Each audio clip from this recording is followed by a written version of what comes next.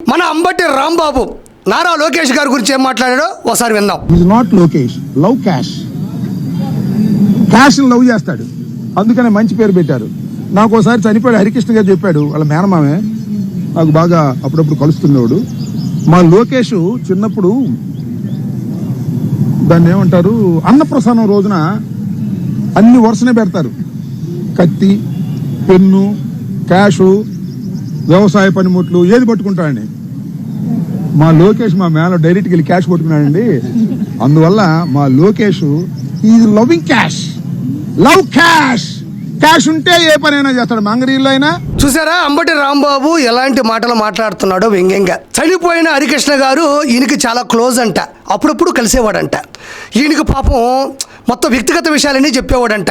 నారా లోకేష్ గారు అన్నప్రాసన రోజు ఎదురుగ్గా రకరకాల వస్తువులు తిండి పదార్థాలు పెడితే క్యాష్ పట్టుకున్నాడు, అందుకే ఆయన లవ్ క్యాష్ అయ్యాడంట.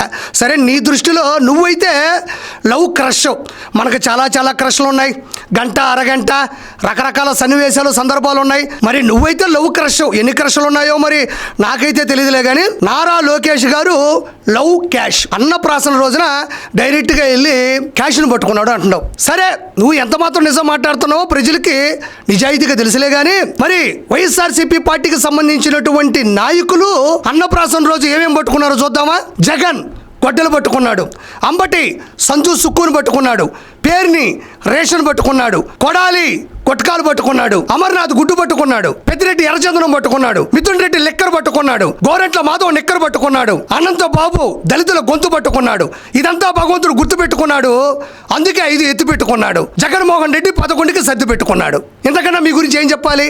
4 గంటల దాకా 4 లీటర్ల మందు తాగి 5 గంటలకు 2 పిడసలు అన్నం తిని 6 గంటలకు ఒక సొంబు స్నానం చేసి 7 గంటలకి దిక్కుండానే డివైడర్ మీద కూర్చొని తాగింది దిగిన తర్వాత నేను ఎందుకు ఇక్కడికి వచ్చాను, వీళ్ళంతా ఎవరు అనుకొని వెళ్ళిపోవడాన్ని ఆమరణ దీక్ష అంటారా? మళ్ళీ నీకు ఎలివేషన్స్ ఒకటి, మజ్జిగ ఇవ్వడం, మాజీ ముఖ్యమంత్రి అనడం, కొబ్బరి నీళ్లు తాగడం, కన్నీళ్లు తొడవడం, ఏంటి ఓవర్ యాక్షన్?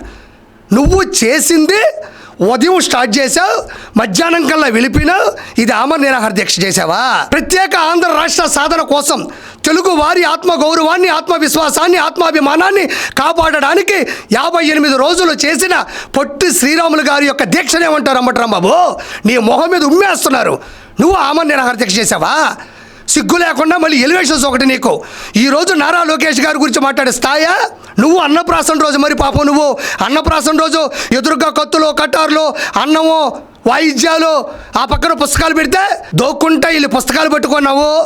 ప్రపంచంలో ఉండే పుస్తకాలన్నీ చదివి పుస్తకాల పురుగయ్యి ఈరోజు ప్రపంచం గర్వించదగ్గ లాయర్ అయిపోయినావు. మరి నువ్వు నీకు జిల్లా కోర్టు, హైకోర్టు, సుప్రీంకోర్టు గురించి తెలియదు, నీకు వాయిదాలు, బెయిల్స్ గురించి తెలియదు, బిఎన్ఎస్ సెక్షన్స్ గురించి, భారత రాజ్యాంగ ఆర్టికల్స్ గురించి తెలియదు. నువ్వు అసలు మనిషిగా ఎలా పుట్టావు ప్రజలకు తెలియదు.